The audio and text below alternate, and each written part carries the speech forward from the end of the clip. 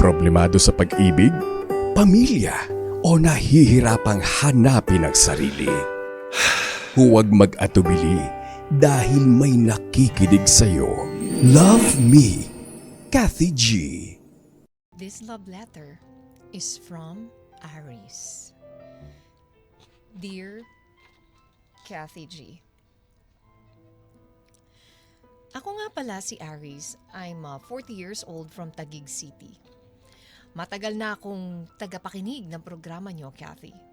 Sa araw-araw kong pakikinig sa mga kwento ng ibang tao, hindi ko akalain na darating din ang araw na ako naman ang magbabahagi ng kwento at hihingi rin ng payo sa inyo. May asawa ako, siya si Ruth, at may 2 kaming anak. 20 taon na rin akong nagtatrabaho sa kumpanyang pinapasukan ko ngayon, Kathy. Isa akong supervisor at sa tagal ko sa trabaho, marami na akong nakikilala at nakakasama. Marami na akong napayuhan.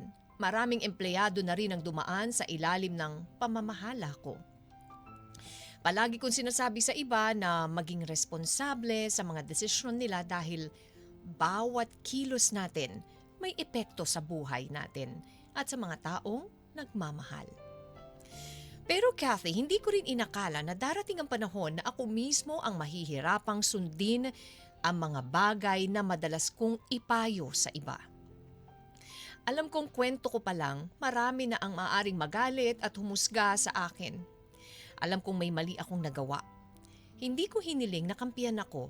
Ang gusto ko lang, marinig ang payo nyo dahil pakiramdam ko habang tumatagal, mas lalo akong nalulunod sa sitwasyong ako rin naman ang gumawa. May bago kaming empleyado sa department namin, Kathy. Siya si Lisa.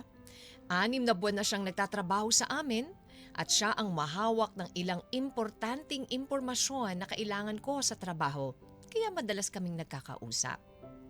Nung una, trabaho lang talaga ang dahilan ng communication namin. Nag-uusap kami tungkol sa reports, deadlines at mga kailangang ayusin sa department. Pero habang tumatagal, Kathy, hindi ko napansin na nagiging mas madalas na ang mga kwentuhan namin.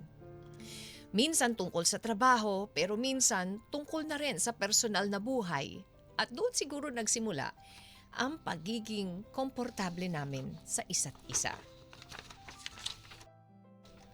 Kathy, hindi ko namalaya na yung taong dati kong nakikita lang bilang empleyado ay unti-unting naging taong hinihintay kong makausap araw-araw. Dumating ang isang gabi na may birthday celebration ng isa sa mga staff namin. Pagkatapos ng trabaho, nagkaroon ng simpleng salo-salo. Masaya ang lahat, Kathy. Nagkwentuhan at naging magaan ang pakiramdam ko dahil parang nakalimutan ko muna ang stress sa trabaho.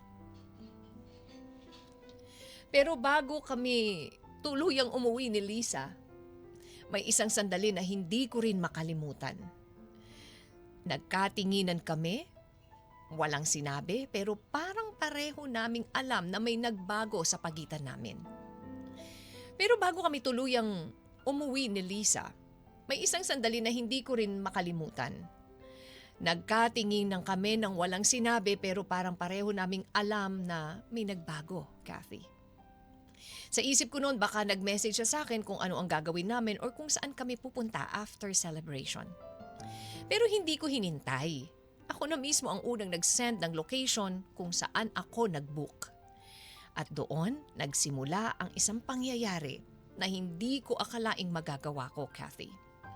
Hindi ko inaasahan na sa mismong oras na yon nagme-message ang asawa ko.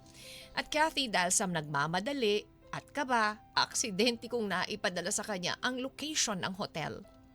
Nagtanong si Ruth kung bakit ako nandoon. Kinabahan ako at isang tanong lang niya pero parang biglang bumigat ang lahat. Alam ko, sa isang sagot ko lang, pwedeng magbago ang lahat, Kathy. Kaya pinili ko na magsinungaling. Sinabi ko na doon ang location kung saan ako makikipagkita sa client at restaurant sa tapat kami magkikita. Hindi ko alam kung bakit sa halip na sabihin ng totoo, mas pinili kong protektahan ang sarili ko sa oras na yon. At Kathy, naniwala siya.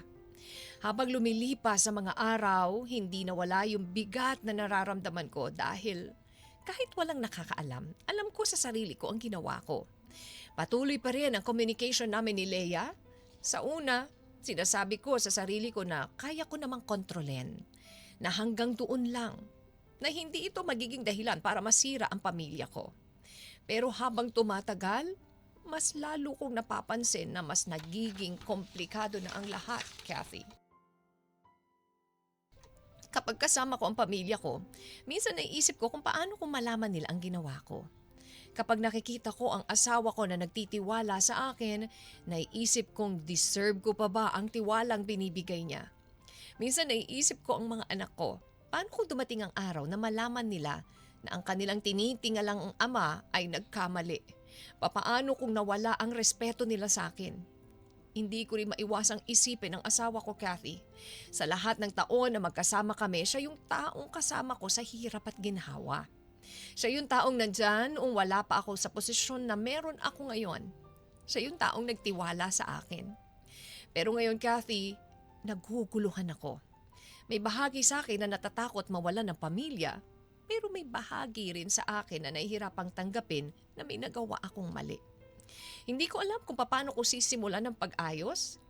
Hindi ko alam kung kailan ko ba sasabihin ang buong katotohanan at kung paano ko tatapusin ang bagay na sinimulan ko. Ang alam ko lang, ayokong mawala ang pamilya ko, Kathy. Pero aaminin ko, nag-e-enjoy ako sa kung anong meron ako ngayon sa pagitan namin ni Lisa. Kathy, sa tingin mo ba may pagkakataon pa akong itama ang pagkakamali ko? Paano ko haharapin ang asawa ko at pamilya ko at ang mismong sarili ko?